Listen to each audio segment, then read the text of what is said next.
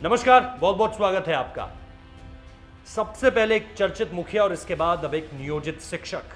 कैसे तेजस्वी यादव राजनीति में लगातार एक के बाद एक मिस्ट्री गेम डाल रहे हैं, वो अब आप देखिए कि कैसे जो है तेजस्वी यादव ने एक साधारण से शिक्षक को टिकट दे दिया। मतलब जिन्होंने इस्तीफा दे दिया, शिक्षक है, लेकिन उनको टिकट आखिर क्यों दिया गया?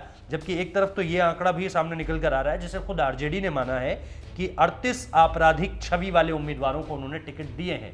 दूसरी तरफ आपको पता है कि जेडीयू का जो किस तरह से जो प्लान है इस बार कि आपको ऐसे जो उम्मीदवार हैं उनको टिकट नहीं देना है, खास तौर पर जिन्हें हम कहते हैं कि आपराधिक छवि वाले उम्मीदवार हैं, उनको जो है वो जेडीयू टिकट नहीं दे रही है, लेकिन उनके परिवार से जुड़े किसी आदमी को या किसी महिला को यह टिकट दिया जा रहा है। लेकिन दूसरी तरफ आरजेडी 38 उम्मीदवारों को ऐसे उतार चुकी है जो कि एक तरह से दागी उम्मीदवार है।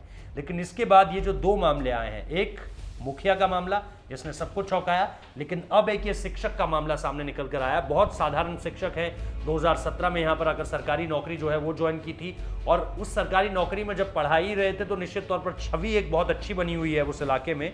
लेकिन तेजस्वी यादव ने जो रानीगंज सीट से नियोजित शिक्षक रहे अविनाश मंगलम ऋषिदेव को ये टिकट दिया है।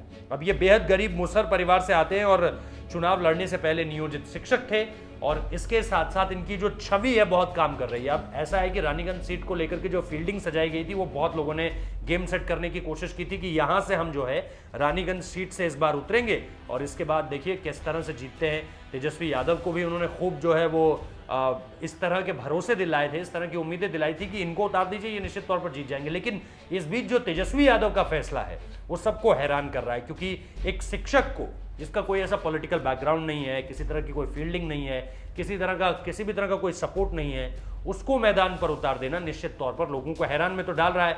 लेकिन अब क्योंकि ये एक ऐसा इलाका है जहां पर अगर आप देखें, इसके बारे में जब मैं जानकारी हासिल कर रहा था तो इस सीट पर जो है वो महादलित वोटरों की आबादी अच्छी खासी है, और ऐसे में इस पूरी की पूरी सीट का परिणाम बहुत दिलचस्प हो जाता है, क्योंकि एक तरफ निश्चित तौर पर जातीय कार्ड भी है तो दूसरी तरफ कोशिश ये की गई है कि काम के बल पर हराया जाए।